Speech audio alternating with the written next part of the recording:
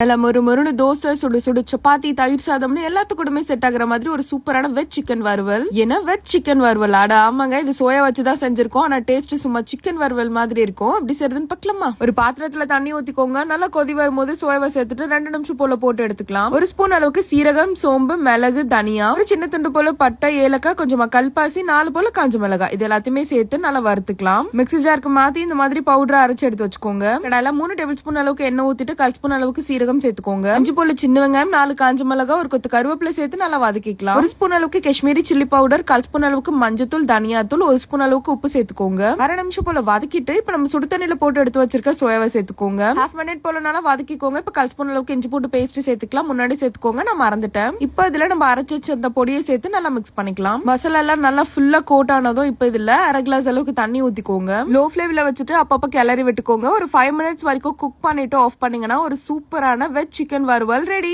நான் நான்வெஜ் இருந்தா தான் சாப்பிடுவேன்னு சொல்றவங்களுக்கு கண்டிப்பா அந்த வீடியோவை ஃபார்வர்ட் பண்ணுங்க. உங்க வீட்லயே இருந்தா கண்டிப்பா செஞ்சு கொடுங்க. ட்ரை பண்ணுங்க. மறக்காம நம்ம பேஜ் ஃபாலோ பண்ணிக்கோங்க. பாய்.